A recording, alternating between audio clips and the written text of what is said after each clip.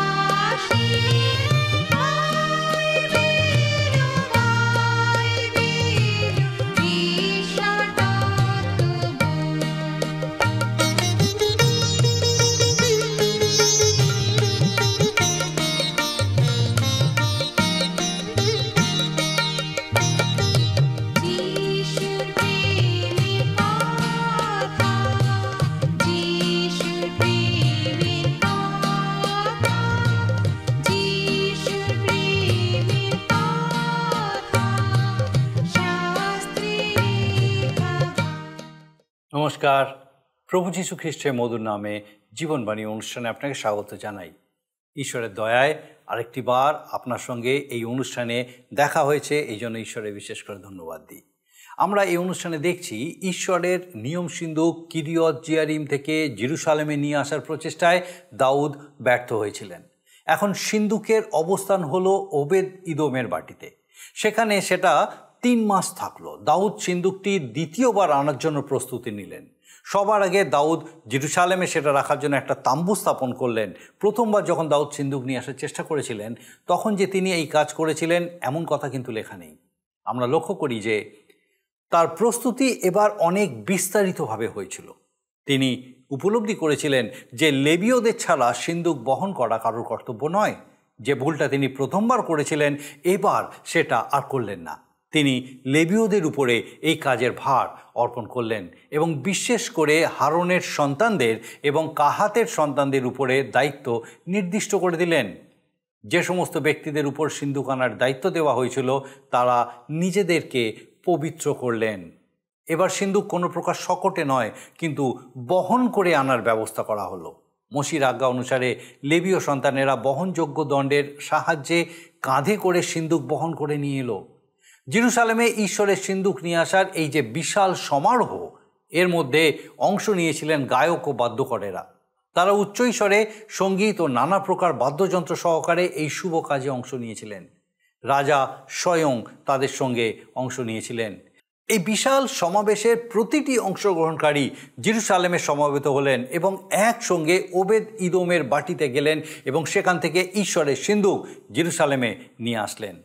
আমরা শাস্ত্র থেকে জানতে পারি যে ঈশ্বর তাদের এই কাজে সাহায্য করেছিলেন। ধন্যবাদ জ্ঞাপনে তারা বলিদান করলেন। আমরা বিস্তারিত আলোচনায় যাই আর দেখি ঈশ্বর দাউদের এই কর্মকাণ্ডের মধ্যে দিয়ে আমাদেরকে কি শিক্ষা দেন। জীবনবাণীর অনুষ্ঠান, এই অনুষ্ঠানে আমি আপনাদের কাছে ধারাবাহিক আলোচনায় বাইবেলের পুরাতন নিয়মে প্রথম বংশাবলী থেকে আলোচনা করছি। প্রথম বংশাবলী তার 14 অধ্যায়, আজকের 16-17 পদ থেকে আমাদের পাঠ শুরু করব।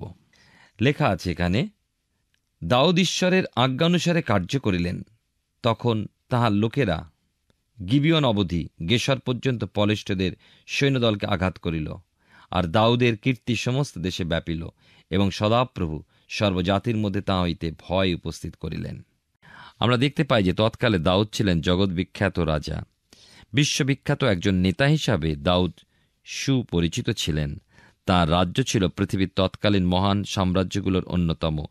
সেই ক্ষুদ্র ইসরায়েল জাতি পরিণত হল এক মহান বিশ্বশক্তিতে। না, এ অদ্ভুত কিছু নয়, কেননা পৃথিবীর ইতিহাসে এমন দৃষ্টান্ত আরও রয়েছে। ভেনিস একটা নগরী ছিল, শুধুমাত্র একটা নগর, কিন্তু তা সেকালে পৃথিবীতে কর্তৃত্বকারী রূপে ছিল এক সময়। তাহলে এও অদ্ভুত কিছু নয় যে এই ক্ষুদ্র জাতি ইসরায়েল সেকালে বিশ্বশক্তিতে পরিণত হতে পারত। দেখুন তার কারণ কি। এই অধ্যায় 2 পদে পড়েছি, তখন দাউদ বুঝিলেন যে সদাপ্রভু ইসরায়েলের রাজপদে তাহাকে সুস্থির করিয়াছেন। আবার 17 পদে দেখি লেখা আছে, আর দাউদের কীর্তি সমস্ত দেশে ব্যাপিল, এবং সদাপ্রভু সর্বজাতির মধ্যে তাহা হইতে ভয় উপস্থিত করিলেন। তিনি ঈশ্বর, সর্বশক্তিমান, সর্ববিষয়ের সৃষ্টিকর্তা, সর্বত্র বিরাজমান ঈশ্বর, যিনি দাউদকে বিশ্বের শ্রেষ্ঠ শক্তিতে এনে উপস্থিত করেছিলেন। 13 অধ্যায় হতে 16 অধ্যায়ের মধ্যে পাই দাউদ ও সেই নিয়ম সিন্ধুকের বিষয়, যে দাউদের নির্বাচিত স্থানে সেই জেরুজালেমেই দাউদের নিয়ম সিন্ধুককে আনয়নের ঘটনাটা কিভাবে ঘটেছিল। দেশের ক্রিয়াকলাপে, অর্থাৎ দাউদের দ্বারা গৃহীত দেশের কারবার উপলক্ষে বহু সিদ্ধান্তের কিছু পারিপার্শ্বিক প্রতিবেশী জাতিগুলোর সঙ্গে স্বাক্ষরিত চুক্তি, বিভিন্ন যুদ্ধের সম্মুখীন হওয়া এবং রাজ্যের সমস্ত কার্যকলাপের হিসাব ইত্যাদি বিবরণের জন্য অধ্যায়গুলো আকর্ষণীয় হয়ে উঠেছে। এই যেন দূরদর্শনের মাধ্যমে প্রচারিত সংবাদ সময়ের সমরূপ, তা হতে অধিক সুস্পষ্ট। এছাড়াও নিয়ম সিন্ধুকের যাত্রার বিষয়েও অধ্যায়গুলো বিশেষ গুরুত্বপূর্ণ। এ বিষয় অধ্যয়নে আমাদের বিশেষ ধ্যানের প্রয়োজন। শিক্ষণীয় বিষয় আরও পাই যে ঈশ্বরের দৃষ্টিতে গুরুত্বপূর্ণ বিষয় কি, সেই সম্পর্কেও দেখতে সাহায্য করে। তৎকালে নিয়ম সিন্ধুকের উপরে ঈশ্বরের গুরুত্ব প্রদানের বিষয়ও দেখা যায়। ইসরায়েল জাতির আরাধনা কেন্দ্রে ছিল নিয়ম সিন্ধুক। ঈশ্বর তাঁর প্রজাবর্গ ইসরায়েল সন্তানের কাছ হতে আরাধনা যাচনা করতেন। নিয়ম সিন্ধুকের অগ্রসর হওয়ার মাধ্যমে সেই বিষয়টাই প্রকাশ পায়। আজকের ঈশ্বরের সন্তান যে আমরা, আমাদের কাছেও ঈশ্বর উপাসনা আরাধনা আগ্রহ করেন। তার গৌরব কীর্তন করার জন্যই মানুষের এই জীবন ব্যবহৃত হোক, ঈশ্বর তাই চান। আমাদের মধ্যে ঈশ্বরের সেই নিয়ম সিন্ধুকরূপী শক্তিকে সদা সর্বদা রক্ষা করতে হবে অনুভব। আমাদের ব্যক্তিগতভাবে প্রত্যেকেরই দেহ, আত্মা, প্রাণ এই উপলক্ষে সমর্পিত হোক। কিন্তু সমাগম তাম্বুর সম্পর্কে কিছু জানা যায় কি? সম্ভবত জীর্ণ ছিন্ন হয়ে গিয়েছে তাম্বুর অন্যান্য বিষয় পলেষ্টীদের দ্বারা নিত হয়েছে। বিশেষ গুরুত্বপূর্ণ বিষয় সাক্ষ্য সিন্ধুক, নিয়ম সিন্ধুক, কারণ তা কৃপা সিংহাসন বা পাপাবরণ দ্বারা কিরীট শোভিত সেই স্থান, এই কৃপা সিংহাসন বা পাপাবরণ, যেখানে ঈশ্বর ইসরায়েল সন্তানদের উদ্দেশ্যে সাক্ষ্য করতেন বা সাক্ষাৎ করতেন। প্রিয় শ্রোতা বন্ধু, প্রিয় ভাই ও বোন, আপনার এবং আমার জন্য বিশেষ প্রয়োজন একটা স্থান যেখানে আমরা ঈশ্বর হতে কৃপা লাভ করতে পারি। আমাদের প্রত্যেকেরই ঈশ্বরের অনুগ্রহ প্রয়োজন। ঈশ্বর অনুগ্রহ বৃদ্ধি করে চলেছেন আজ, তার কারণ আমাদের জন্য এক কৃপা সিংহাসন স্থিরীকৃত। জোনের প্রথম পত্রের 2 অধ্যায় 1-2 পদে পড়ি, হে আমার বৎসেরা, তোমাদিওকে এই সকল লিখিতেছি যেন তোমরা পাপ না করো। আর যদি কেউ পাপ করে, তবে পিতার কাছে আমাদের এক সহায় আছেন, তিনি ধার্মিক যীশুখ্রিস্ট। আর তিনি আমাদের পাপার্থক প্রায়শ্চিত্ত, কেবল আমাদের নয় কিন্তু সমস্ত জগতেরও পাপার্থক। প্রায়শ্চিত্ত বলতে তিনি আমাদের কৃপাসিংহাসন, পাপাবরণ। খ্রিস্টই আমাদের কৃপাসিংহাসন, প্রভু যীশু খ্রিস্টই আমাদের পাপাবরণ। আর এ হল পিতা ঈশ্বরের কাছে অতীব গুরুত্বপূর্ণ। এ কিন্তু আপনার বেতার সংবাদপত্রে বা দূরদর্শনে প্রচারিত গুরুত্বপূর্ণ বিষয় নয় মানুষের নির্ধারিত কোনো সিদ্ধান্ত। এ সমস্ত ঈশ্বরের সিদ্ধান্ত, আর সেই জন্য এ সকলই অত্যন্ত গুরুত্বপূর্ণ, পরম মঙ্গলময় সিদ্ধান্ত এবং প্রত্যেকটি মানুষের অবশ্য পালনীয়। এই কারণেই খ্রিস্টের প্রকৃত সেবক সাক্ষীগণ বহু ক্লেশের মধ্যেও খ্রিস্টের আদেশ পালনপূর্বক সেই সাক্ষ্য বহন করে চলেছে। রাজা দাউদ, যাকে ঈশ্বর প্রতিশ্রুতি দিয়েছিলেন, আর আমি পৃথিবীস্থ মহাপুরুষদের নামের মতো তোমার নাম মহৎ করিব, আর আমি যাবতীয় শত্রু হইতে তোমাকে বিশ্রাম করাইব। এই বিশ্রামের প্রতিজ্ঞা ঈশ্বর দত্ত, কারণ দাউদ ঈশ্বরেতে বিশ্রাম করতেন, তার পরীক্ষা, ক্লেশে, সংকটে, সমস্যা এবং আনন্দে, সম্পদেও। আপনি কি সেই বিশ্রাম উপভোগ করেন আপনার জীবনে, সুখে দুঃখে এবং সম্পদে বিপদে? সেই বিশ্রামের আনন্দে অল্প ব্যক্তি মেতে উঠতে পারে, তারা পায় আনন্দ। আত্মার আনন্দে মেতে উঠে প্রভুর সঙ্গে ভোজন পানে পরিতৃপ্ত হয়। সমস্ত শরীর, মন, আত্মা সঞ্জীবিত হয়ে ওঠে। শুধু বিশ্রাম নয়, তৎসহ তার নামও পৃথিবীস্থ মহাপুরুষদের নামের মতোই মহৎ হয়েছে। ঈশ্বর দাউদকে আরও প্রতিশ্রুতি দিয়েছেন যে ঈশ্বর দাউদের জন্য এক কুল নির্মাণ করবেন। আমি তাহার রাজসিংহাসন চিরস্থায়ী করিব। আমি তাহার পিতা হইব ও সে আমার পুত্র হইবে। সে অপরাধ করিলে আমি মনুষ্যগণের দণ্ড ও মনুষ্য সন্তানদের প্রহার দ্বারা তাহাকে শাস্তি দেব। তোমার কুল ও তোমার রাজত্ব তোমার সম্মুখে চিরকাল স্থির থাকিবে। তোমার সিংহাসন চিরস্থায়ী হইবে। ঈশ্বর তাঁর প্রতিজ্ঞায় অটল, প্রতিশ্রুতি রক্ষার্থে বিশ্বস্ত, বলবান। তাই সেই দাউদকুলে দাউদসুত হয়ে স্বর্গের ঈশ্বর পুত্র প্রভু যীশু খ্রিস্ট এই পৃথিবীতে এলেন, মাটির পৃথিবীতে, মাটি হতে তৈরি মানুষের মাঝে, যেন মৃন্ময় মানুষ হয়ে ওঠে বহুমূল্য, মহামূল্যবান। মরণশীল মানুষ যেন পায় অমরত্ব, অনন্ত জীবন। দাউদকুলেই জন্মগ্রহণ করলেন বিশ্ব মানবের পরিত্রাণকর্তা হয়ে প্রভু যীশু, স্বর্গ যার সিংহাসন এবং পৃথিবী যার পাদপীঠ।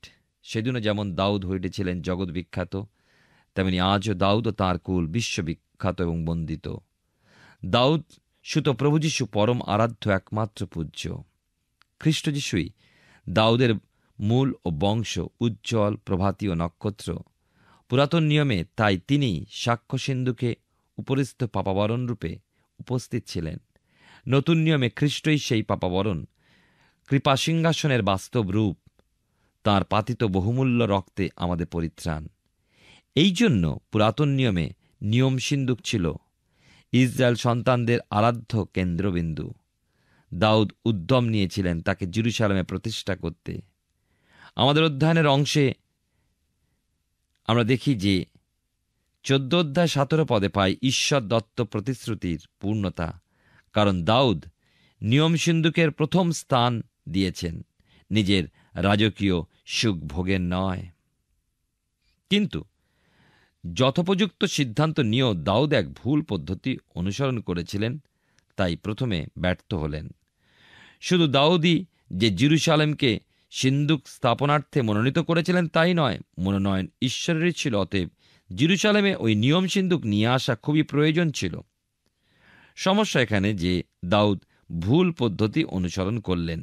লেবী গোত্রের কহাতীয়রা যে নিয়ম সিন্ধুক বহন করবেন, এই নির্দেশ ঈশ্বর তো পূর্বেই দিয়েছেন, যা গণনা পুস্তকে লেখা আছে।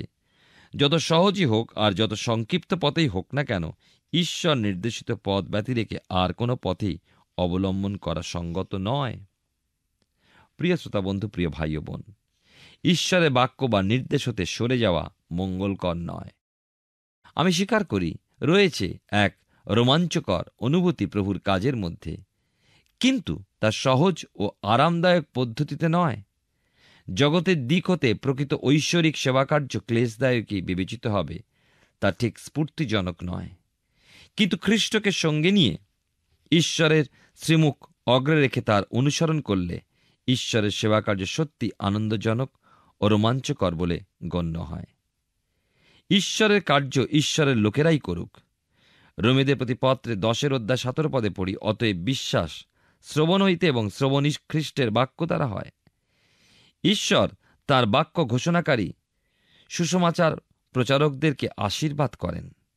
প্রেরিত পৌলের কথা মতে মানুষকে শুনতে হবে বিশ্বাসের প্রয়োজনে, কিন্তু যোগ্য প্রচারক বিনা তারা শুনবে কোথা হতে? প্রেরিত পৌলই উত্তর দিয়েছেন আবার করিন্থীয়দের প্রতি প্রথম পত্রে 1 অধ্যায় 18 পদে, কারণ সেই ক্রুশের কথা যাহারা বিনাশ পাইতেছে তাহাদের কাছে মূর্খতা, কিন্তু পরিত্রাণ পাইতেছে যে আমরা, আমাদের কাছে তাহা ঈশ্বরের পরাক্রম স্বরূপ। ঈশ্বর চান মানুষ ঈশ্বরের আহুত, মনোনীত ও ঈশ্বর প্রেরিত ব্যক্তি, ঈশ্বরের ভারপ্রাপ্তগণ ঈশ্বরের বাক্য প্রচার করুক, মানবজাতি তা শ্রবণ করুক, প্রস্তুত হোক। নিজের জীবন গেঁথে তুলে অন্যের জন্য প্রেরণাপ্রাপ্ত হোক, যেন অন্যের জীবনও গেঁথে ওঠে।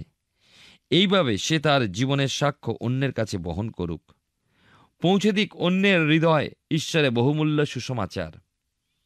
চারিদিকে দৃষ্টিপাত করুন, দেখবেন কত বিশৃঙ্খলা। ঈশ্বরের মণ্ডলী ঈশ্বরের বাক্যবিহীন অবস্থায় চলে এসেছে। যে কোনো স্বাভাবিক সংস্থাগুলোর মতোই মণ্ডলী কার্যরত, আর দেখা যায় কোনো প্রকারে গতি করে চলছে। কেন? কারণ তারা ঈশ্বর নির্দেশিত পথে চলে না, দূরে সরে গিয়েছে অনেক ঈশ্বরের বাক্য হতে। সাক্ষ্য সিন্ধুকের যাত্রা সঠিক পথে যেন হয়, লক্ষ্য রাখতে হবে। যেভাবে ঈশ্বর নির্দেশ দিয়েছেন ঠিক সেইভাবেই গতি করুন, অন্যথায় কিন্তু ব্যর্থতা। এবারে আসবো 15 অধ্যায়। 15 অধ্যায় 1 পদে এখানে লেখা আছে, আর দাউদ আপনার জন্য দাউদ নগরে অনেক গৃহ নির্মাণ করিলেন এবং ঈশ্বরের সিন্ধুকের জন্য একটি স্থান প্রস্তুত করিলেন, তাহার নিমিত্ত এক তাঁবু স্থাপন করিলেন। নিয়ম সিন্ধুক প্রতিষ্ঠা করবার জন্য একটা স্থানের প্রস্তুতি ঈশ্বর নিজেই নিয়েছিলেন। দাউদের নিমিত্ত গৃহ পরিকল্পনা নয়, দাউদের উদ্দেশ্যে দাউদ নগরে অনেক গৃহ নির্মাণের পরিকল্পনাটি অধিক গুরুত্বপূর্ণ বিষয় ছিল না, ছিল ঈশ্বরের নিয়ম সিন্ধুকের প্রতিষ্ঠার উদ্দেশ্যে স্থান নির্বাচনই গুরুত্বপূর্ণ বিষয়। আর অনেক মানুষের জন্য গৃহ নির্মাণের পরিকল্পনা গৃহীত হয়েছিল। 2 পদে পাই লেখা আছে, সেই সময় দাউদ কইলেন, ঈশ্বরের সিন্ধুক বহন করা লেবীয়দের ছাড়া আর কাহারও কর্তব্য নয়, কেননা ঈশ্বরের সিন্ধুক বহিতে ও চিরকাল তাহার পরিচর্যা করতে সদাপ্রভু তাহাদিওকে মনোনীত করিয়াছেন। এই বিষয়ে দাউদ এখন নির্ধারণ করেছেন। প্রশ্ন আসে, প্রথমেই কেন দাউদ এই পদ্ধতি অনুসরণ করেননি? কেনই বা সেই শোচনীয় অবস্থার সম্মুখীন হতে হয়েছিল তাকে? আমরা দেখি যে বিশেষ করে আমাদের সঠিক বিষয়টি, অর্থাৎ ঈশ্বর নিরূপিত ও ঈশ্বর নির্দেশিত পথটি যে অনুসরণযোগ্য, তা বুঝবার জন্য, তা অন্বেষণ করার জন্য সময় সময় বিফলতার মধ্যে দিয়ে চলতে হয়, না হলে ঈশ্বর প্রদর্শিত পথটার মূল্য নির্ধারণ করতে পারব না। এই সঠিক বিষয় তথা ঈশ্বর মনোনীত পথ বুঝে এবং লাভের জন্য দাউদকে বৎসেবার দ্বারা যত দাউদের নিজের প্রথম সন্তানটিকে হারাতে হয়েছিল পিছলে পড়া সেই বলদযুগলের দরুন নিয়ম সিন্ধুককে ধরার উদ্দেশ্যে হাত বাড়িয়ে দেওয়া উশোকে ঈশ্বর তার মনোনীত ব্যক্তিকে সঠিক করণার্থে তার নিরূপিত কার্যের সাফল্যের উদ্দেশ্যে তাঁর ইচ্ছা অনুযায়ী যা ইচ্ছা পদক্ষেপ নিতে পারেন। আমরা সেখানে প্রশ্ন তুলতে পারি না। ঈশ্বরের অভিপ্রায় তার নির্দেশিত পথই যেন অনুসৃত হয়, অন্য কিছু নয়। এই শিক্ষা উপলব্ধির জন্য আমাদের কখনো কখনো ব্যর্থ হতেই হয়, যেন নিজেদের ইচ্ছাকে মূল্য না দিয়ে ঈশ্বরের ইচ্ছা ও নির্দেশকে অগ্রস্থান ও মূল্য দিতে শিক্ষা করি। শারীরিক মানসিক যে কোনো রকম আঘাত আসতে পারে, কিন্তু ঈশ্বরের আদেশ মান্যই অবশ্যই কর্তব্য। একটা কথা ভুলে গেলে চলবে না, অনন্তকালে যেন কোনো শাস্তি বা বিচারের সম্মুখীন হতে না হয়। সেই জন্য এই ইহজীবনে পার্থিব প্রবাসকালে কিছু বিচার দণ্ড শাস্তির মধ্যে দিয়ে যেতেই হবে ঈশ্বরের সন্তানকে। অনন্তকালে কোনো দণ্ডাজ্ঞা নেই। ধার্মিক ও ন্যায়বান ঈশ্বরের রাজ্যে এই বিধান। তাই দাউদ পরে আর ভুল করলেন না, সঠিক পথ অবলম্বন করেই নিয়ম সিন্ধুককে আনতে শিক্ষা করলেন। 3-4 পদে পাই প্রথম বংশাবলী তার 15 অধ্যায় যে ঈশ্বরের নিয়ম সিন্ধুককে জেরুজালেমে আনয়নের জন্য দাউদের এই সকল ইসরায়েলকে জেরুজালেমে একত্র করার পদক্ষেপ ঈশ্বরের দৃষ্টিভঙ্গিতেও সন্তোষজনক ও গুরুত্বপূর্ণ বিষয় ছিল। আর সেই জন্যই ঈশ্বরের আত্মা দ্বারা ঘটনাটি বংশাবলীতে লিপিবদ্ধ হয়েছে। তদানীন্তন ঐতিহাসিক পটভূমিতে এ ছিল ঐশ্বরিক দৃষ্টিকোণ। এখন সঠিক পথে দাউদ কর্তৃক নিয়ম সিন্ধুকের যাত্রা শুরু। ঈশ্বরের সন্তোষজনক পথে কার্যকারীগণ সাফল্যের মুখ দর্শন করে। যাজক ও লেবীয়গণ এ কাজে নির্বাচিত ছিলেন, বিধিমতে বহন করার ব্যবস্থাও হয়েছিল। 13-14 পদে পাই দাউদ সিন্ধুকের জন্য স্থান প্রস্তুত করলেন, কিন্তু জেরুজালেমের কোথায় তা তো ঠিক নির্দিষ্ট দেওয়া হয়নি। তাহলে তা কি অর্নানের খামারে প্রস্তুত হয়েছিল? পরবর্তী সময় আমরা দেখি সেই ঈশ্বর মনোনীত স্থানেই, পরবর্তী সময় যেখানে মন্দির নির্মিত হয়েছিল, এ ছিল মরিয়া পর্বতের শৈলশিরায়, যেখানে অব্রাহাম নিজের পুত্র ইসাহাককে বলিরূপে উৎসর্গ করছিলেন। অব্রাহাম যে ঈশ্বরকে ভয় করতেন সে বিষয়ে ঈশ্বর তাকে পরীক্ষা করেছিলেন, আর ঈশ্বর দেখলেন অব্রাহাম তাকে ভয় করেন, আর সেই জন্য নিজের অদ্বিতীয় পুত্র ইসাককে তার উদ্দেশ্যে উৎসর্গ করে তার বাধ্য হতেও দ্বিধা করলেন না। এই মহান কাজটা এই মরিয়া পর্বতেই সম্পাদিত হয়, আর সেই পর্বত পাশে সংকীর্ণ স্থান বা সেই শৈলশিরা জেরুজালেমের মধ্য দিয়ে সোজা চলে গিয়েছিল গলগথার মধ্য দিয়ে, যেখানে খ্রিস্ট যিশু ক্রুশারোপিত হয়েছিলেন। এই একই শৈলশিরায় তা অবস্থিত। অবিনাদবের পুত্র উশো মারা যাওয়ায় দাউদ ঈশ্বরকেই দোষী গণ্য করেছিলেন, কিন্তু পরে তিনি বুঝেছিলেন যে প্রকৃত দোষী কে। তিনি নিজেই যে ভুল করেছিলেন তা স্বীকার করলেন। একটা কথা লক্ষ্য করুন, এখানে সেই কথারই পুনরুল্লেখ্যে ইসরায়েলের ঈশ্বর সদাপ্রভুর সিন্দুক। অতএব সেই নিয়ম সিন্দুক ঈশ্বরের কাছে যে কত গুরুত্বপূর্ণ তা বারবার এই উল্লেখের মাধ্যমেই বোঝা যায়। 15-16 পদে পাই প্রথম বংশাবলী পুনরুদ্ধায় দাউদ গণনা পুস্তকে লিখিত 4 অধ্যায়ের মধ্যবর্তী ঐশ্বরিক নির্দেশটা উল্লেখ করেছেন, যা অতি সুস্পষ্ট। দাউদ নিজেও একজন সুমধুর বাদ্যকার। তিনি সমস্ত বিষয় ঈশ্বরের গৌরবার্থে বাদ্যযন্ত্র ব্যবহারে গীত স্তোত্র দ্বারা আনন্দধ্বনি তুলে ধরায় ইচ্ছুক হতেন। মহানন্দের দিনই ছিল বটে সেই নিয়ম সিন্দুককে আনার দিনটি। দাউদের জেরুজালেমে আসার বিষয়টা বিশেষ তাৎপর্যপূর্ণ। ঈশ্বর তাঁর আত্মা দ্বারা জেরুজালেমে দাউদের আগমন এবং দাউদের অনেক গৃহ নির্মাণ বিষয়ক পরিকল্পনার কার্যে রূপায়ণ বিবৃত করছেন না, বিবৃত করছেন আত্মিক বিষয়, আর তা হল আমাদের প্রতি লক্ষ্য, আমাদের জ্ঞাতব্য বিষয়। 25-26 পদ 15 অধ্যায় আমরা আলোচনা করছি এবং লেখা আছে এখানে, পরে দাউদ ইসরায়েলের প্রাচীন বর্গ ও সহস্রপতিগণ আনন্দ সহকারে ওবেদ ইদমের বাটি হইতে সদাপ্রভুর নিয়ম সিন্দুক আনিতে গেলেন। আর যে লেবিয়ারা সদাপ্রভুর নিয়ম সিন্দুক বহন করিল, ঈশ্বর তাহাদের সাহায্য করিলেন বলিয়া উহারা 7টি বলদ ও 7টি মেষ উৎসর্গ করিলেন। দাউদ এই মহান দিনটিতে নিরূপিত কার্যের উদ্দেশ্যে বিভিন্ন জনের উপরে বিভিন্ন দায়িত্বভার অর্পণ করেছিলেন। অবিনাদবের গৃহ হতে নিয়ম সিন্দুক যাত্রা করার পর পথের মধ্যে 3 মাস ওবেদ ইদমের বাড়িতে অবস্থান করেছিল এবং ওই গৃহে ও পরিবারে বিশেষভাবে আশীর্বাদ এসেছিল।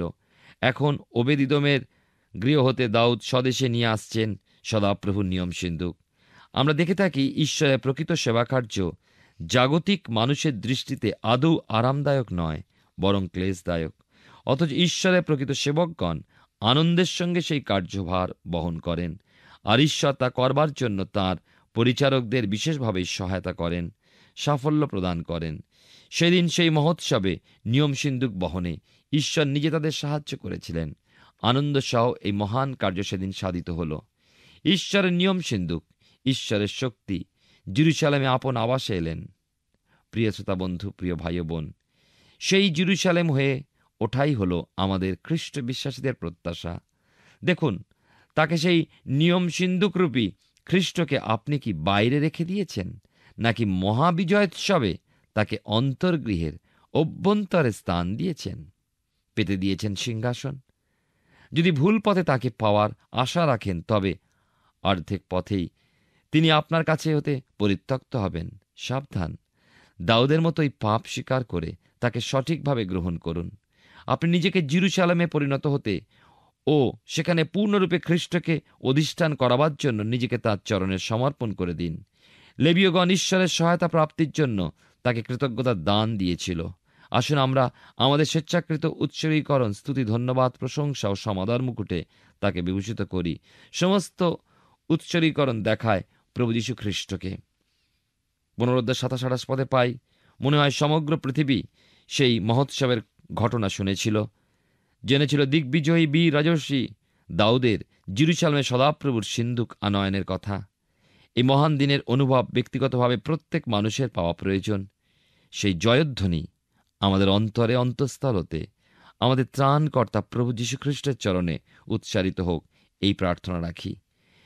এবং 29 পদে দেখি পুনরুদ্ধায় শাউলের কন্যা মিখল, যিনি দাউদের প্রথমা স্ত্রী, তিনি তার স্বামী দাউদের এই মহোল্লাস দেখতে পেয়েছিলেন, বাতায়ন পথে দেখলেন দাউদকে সেই আনন্দোল্লাস ও জয়ধ্বনির মধ্যে নৃত্যরত অবস্থায়।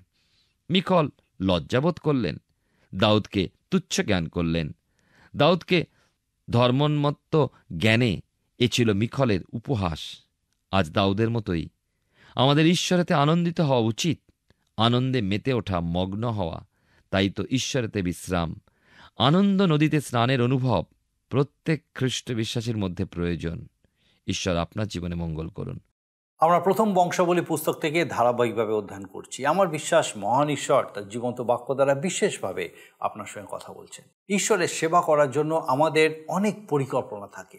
আমরা চাই আমাদের যতদূর সাধ্য আমরা তার কাজে নিজেদেরকে নিয়োজিত করব। অনেক ক্ষেত্রেই এই উৎসাহের কারণে আমাদের এই কাজ আমরা যথাযোগ্য পরিকল্পনা অথবা প্রস্তুতি ছাড়াই করার চেষ্টা করি। যে কোনো কাজ ঐশ্বরিক হোক বা জাগতিক, বিনা পরিকল্পনা ও প্রস্তুতিতে করার অর্থ হলো নিশ্চিত ব্যর্থতা। দাউদকেও আমরা একই ভুল করতে দেখলাম। তিনি প্রথমবার যখন সিন্দুক নিয়ে আসার প্রয়াস করেছিলেন তখন হয়তো তিনি তার সেনাপতি এবং অধ্যক্ষদের সাথে সলা পরামর্শ করেছিলেন, কিন্তু তাদের সঠিক প্রস্তুতির অভাব ছিল। প্রথমবারের ব্যর্থতা থেকে শিক্ষা গ্রহণ করে দাউদ দ্বিতীয়বার আর কোনো রকম ভুল করেননি। মসির আজ্ঞা মেনে তিনি ঈশ্বরের সিন্দুক জেরুসালেমে নিয়ে আসতে সফল হয়েছিলেন। শাস্ত্রের এই অংশ থেকে একটি অসাধারণ সমারোহের চিত্র আমরা দেখতে পাই। দাউদ নিজে রাজা হয়েও এই সমারোহে সক্রিয় অংশগ্রহণ করেছিলেন। সাধারণ মানুষের সাথে মিশে সাধারণ মানুষের মতো তিনি নৃত্য ও আনন্দ করেছিলেন। দাউদ রাজা ঈশ্বরের সিন্দুক জেরুসালেমে নিয়ে আসলেন, কিন্তু এখানেই তার কর্তব্য শেষ হলো না। আমাদের আগামী পর্বে আমরা দেখব তিনি ঈশ্বরের উপাসনার জন্য আর কি ব্যবস্থা নিয়েছিলেন এবং একটি স্থায়ী মন্দির নির্মাণের জন্য তিনি কীরকম চিন্তাভাবনা করছিলেন। আসুন এখন প্রার্থনায় যাব, আর আমি চাইব এই সময় আপনি আমার সঙ্গে প্রার্থনায় যোগ দিন। আসুন প্রার্থনা করি। করুণাময় স্বর্গীয় পিতা প্রভু, তোমার ধন্যবাদ দিই সুন্দর সময়ের জন্য। ধন্যবাদ দিই তোমার জীবন্ত বাক্য আরেকটি বার আমাদের কাছে তুমি প্রকাশ করেছো পিতা। বিশেষ করে আমাদের দর্শক বন্ধুকে তোমার সেই পবিত্র পরাক্রমে তোমার জীবন্ত বাক্য দ্বারা উৎসাহিত উজ্জীবিত করেছো। প্রার্থনা করি পিতা আমাদের সেই প্রত্যেক দর্শক বন্ধু, তাদের পরিবার পরিজন প্রত্যেকের জন্য প্রভু। বিশেষ করে প্রার্থনা করি যদি এই সময় পিতাগো কারোর আরোগ্যতার প্রয়োজন হয়, স্বর্গীয় পিতা তোমার যিশুর নামে তুমি এই সময় তোমার সে আরোগ্যকারী হাত বাড়িয়ে দাও এবং সে অসুস্থ শরীরকে স্পর্শ করো প্রভু। তোমার পবিত্র পরাক্রমের স্বর্গীয় পিতা সম্পূর্ণ সুস্থ সবল করে পিতাগো সেই ব্যক্তিকে তোমার গৌরব করতে সাহায্য করো। পিতাগো সেই প্রত্যেক পরিবারকে তোমার পবিত্র আত্মার পরাক্রমে সুরক্ষিত রাখো, সুস্থির রাখো। পিতাগো সমস্ত রকম বিপদ আপদ, অকারণ অমঙ্গল, মন্দতা, মন্দ দৃষ্টি থেকে সেই প্রত্যেক ব্যক্তিকে, পরিবারকে পিতা তুমি রক্ষা করো, আশীর্বাদ যুক্ত করো, যেন প্রত্যেকে পিতা তোমার জীবন্ত প্রত্যাশায়, তোমার সহভাগিতায় উত্তর বেড়ে উঠে তোমার গৌরব করতে পারে। আশীর্বাদ করো তোমার যিশু নামে ভিক্ষা দয়া করে শ্রবণ গ্রহণ করো, আমেন। মহান ঈশ্বরের মহা অনুগ্রহে আরেকটি বার তার জীবন্ত বাক্যের সান্নিধ্যে আমরা এসেছিলাম, আর আমার বিশ্বাস আগামী দিনেও এইভাবে আপনি আমাদের সঙ্গে এই জীবনবাণী অনুষ্ঠানে অবশ্যই উপস্থিত থাকবেন। ঈশ্বর আপনার মঙ্গল করুন। প্রিয় বন্ধু, আশা করি জীবনবাণী অনুষ্ঠানটি আপনার ভালো লেগেছে। আর যদি ভালো লেগে থাকে তাহলে অবশ্যই আমাদের একটি মিসড কল দিন। আপনার দেওয়া মিসড কলটি আমাদের কাছে অতি মূল্যবান। আমরা আনন্দের সাথে জানাই প্রতিটা মিসড কল দাতাদের মধ্যে থেকে সপ্তাহের শেষে বিশেষ দর্শক বন্ধুকে বেছে নেওয়া হবে এবং সেই দর্শক বন্ধুকে পুরস্কৃত করা হবে ও সপ্তাহের শেষে তার ছবি ও নাম আমাদের অনুষ্ঠানে প্রকাশ করা হবে।